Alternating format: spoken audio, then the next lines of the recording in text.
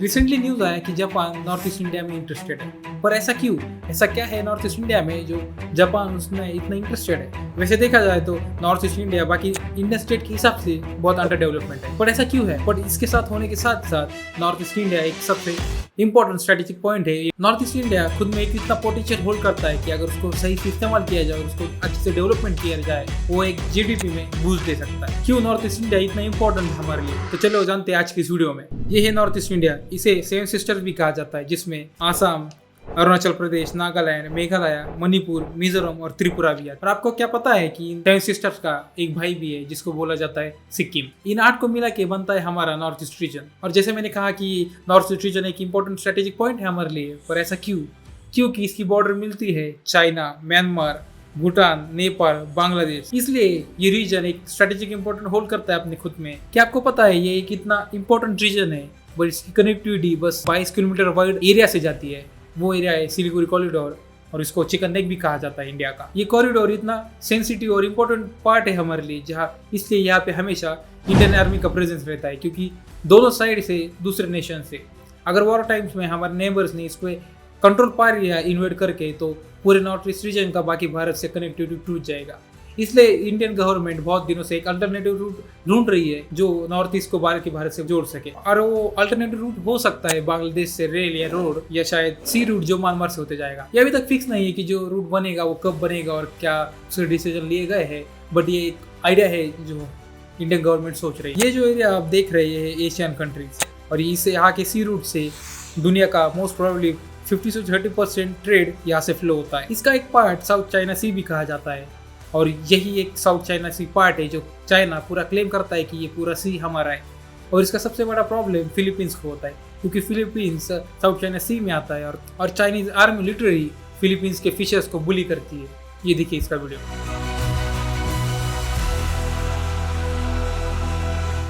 देखा जाए तो दिन ब दिन ये एशियन कंट्रीज एक ट्रेडिंग हब बनते जा रहा है दुनिया के लिए, और इस रीजन को हमें कोई रोड से जोड़ सकता है तो वो बस एक नॉर्थ ईस्ट ही हमारा रीजन है जो हमें डायरेक्टली एशियन कंट्री से जोड़ सकता है। In short north east India को gateway to the south east Asia भी कहा जाता है। नॉर्थ ईस्ट रीजन एक लैंडलॉक रीजन है, इसका मतलब इसका कोई भी हिस्सा समुद्र से या पानी से नहीं मिलता है। तो इससे अच्छी कनेक्टिविटी चाहिए तो हमें बस रोड या रेल का सहारा लेने होगा, जो चिकन नेक से हो जाएगा।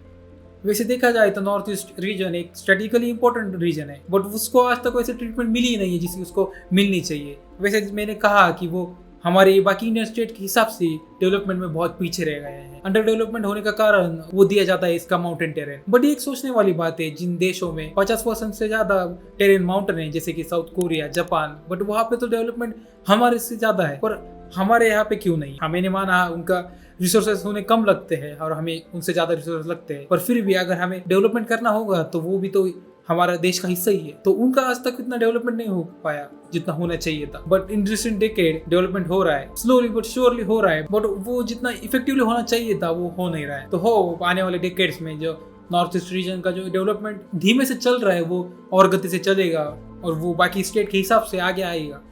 नॉर्थ ईस्ट रीजन एक स्ट्रेटेजिक पॉइंट होने के साथ साथ एक नेचुरल ब्यूटी भी है। उसका पोटेंशियल अच्छे से यूज किया जाए टूरिज्म के लिए तो उसमें टूरिज्म बहुत ज्यादा बढ़ सकता है, और उसके साथ साथ एम्प्लॉयमेंट भी आएगा, और एम्प्लॉयमेंट के साथ साथ डेवलपमेंट भी आएगा। मेरा कहने का मतलब ये है कि फॉर एग्जाम्पल अगर आपने उस रीजन को एक as a tourism place promote किया तो वहाँ पे टूरिस्ट आएंगे, अगर उनके लिए रोड्स बनेंगे मतलब वहाँ पे एम्प्लॉयमेंट आएगा, वापस आएंगे होटल्स बनना, बहुत सारे रिसोर्ट्स बनना, उसमें वापस एम्प्लॉयमेंट बढ़ेगा, कंपनीज आएंगी, बहुत लोग उसमें इन्वेस्ट करना चाहेंगे। Gateway to the south east Asia है तो वहाँ से हमारे रोड्स म्यांमार, सिंगापुर तक जा सकते हैं। इसलिए जापान, जैसे मैंने स्टार्टिंग में कहा कि जापान नॉर्थ ईस्ट रीजन में इंटरेस्टेड है, क्योंकि वो जानते हैं कि इस चीज का पोटेंशियल क्या है। अगर हमने डायरेक्टली सिंगापुर से रोड कनेक्टिविटी पा ली तो हमें ट्रेडिंग के लिए बहुत ईजी होगा। अगर हमें डायरेक्टली कनेक्टिविटी मिलती है इन एशियन कंट्रीज से तो इसमें हमारा ही फायदा होगा और हमारी इकोनॉमी को बूस्ट मिलेगी। रिसर्च गाइड के हिसाब से नॉर्थ ईस्ट में लगभग 200 से ज्यादा ट्राइब्स है, और 200 से ज्यादा लैंग्वेज भी बोली जाती है, पर हर एक ट्राइब का अपना अपना कल्चर है। नॉर्थ ईस्ट के मेजर एथनिक ग्रुप है आसामीज, बोडोज, नागाज, मिजोज, खासी, गोरोज। और आपको ये जान के आश्चर्य होगा कि पूरा नॉर्थ ईस्ट रीजन एक डाउरी फ्री रीजन है, और कुछ ट्राइब का तो कल्चर बहुत अलग है बाकी भारत से। कुछ ट्राइब का तो कल्चर ऐसा है कि शादी के बाद पत्नी अपने पति के घर नहीं जाती है, बल्कि पति अपने पत्नी के घर आता है रहने के लिए। और यहाँ पत्नी का सरनेम चेंज नहीं होता है, बल्कि इसके उल्टा होता है कि पति का सरनेम चेंज होता है। वन ऑफ द फ्रेंडलीस्ट पीपल आपको नॉर्थ ईस्ट इंडिया में मिलेंगे। जब वो लोग बाकी के स्टेट्स में आते हैं तो उनको कुछ अलग ही ट्रीट किया जाता है। उनके फेशियल स्ट्रक्चर्स हमसे अलग है, तो इसलिए कुछ लोग इनको ये भी बोलते हैं। बाहर चिंकी मिंकी या फिर चाइनीज कह के एड्रेस करते हैं हम लोग को। इसमें भी मुझे एक भी इंडियन नहीं लग रहा, साइड में भी चाइनीज, मतलब ये चाइना वालों का ही है एक तरह से। इनका फेशियल स्ट्रक्चर अलग है, इनकी लैंग्वेज अलग है, इनका कल्चर अलग है, but at the end of the day हमें है तो सब भारतीय। तो फिर इनको ऐसा ट्रीटमेंट क्यों? अगर अपने देश के लोग अपने लोगों को अगर ऐसा ट्रीट करने लगेंगे तो ये तो बहुत गलत बात है। नॉर्थ ईस्ट स्टेट्स को एक्सपोजर मिलना बहुत जरूरी है, क्योंकि अगर हमारे कल्चर, हमारे डाइवर्सिटी एक दूसरे के साथ एक्सचेंज नहीं होगी तो वो रेसिस्ट वाला पार्ट हमेशा वही रहेगा, और उसको उसी चीज को हमें बदलना है। और नॉर्थ ईस्ट इंडिया का सबसे बड़ा एक प्रॉब्लम है, वो है अनएम्प्लॉयमेंट।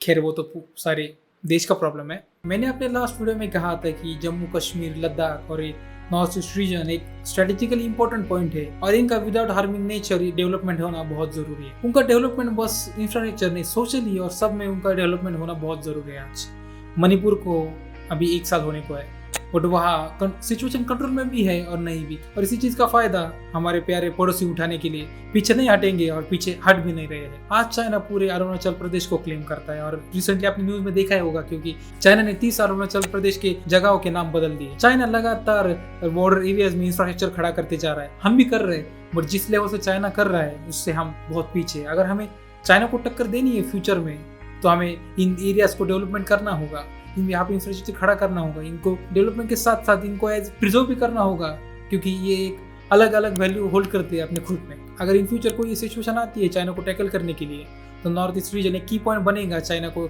हमें टैकल करने के लिए। जैसे मैंने कहा कि नॉर्थ ईस्ट चाहे अलग हो, वहाँ के लोग अलग हो, उनका कल्चर अलग हो, but at the end of the day हमें तो भारतीय ही। यही डिफरेंसेस, डाइवर्सिटी मिला के बनता है आपका और मेरा Bharat. Thank you for watching this video. अगर आपको ये पसंद आया होगा तो लाइक करना और शेयर और कमेंट भी करना, और हाँ, सब्सक्राइब करना मत भूलना।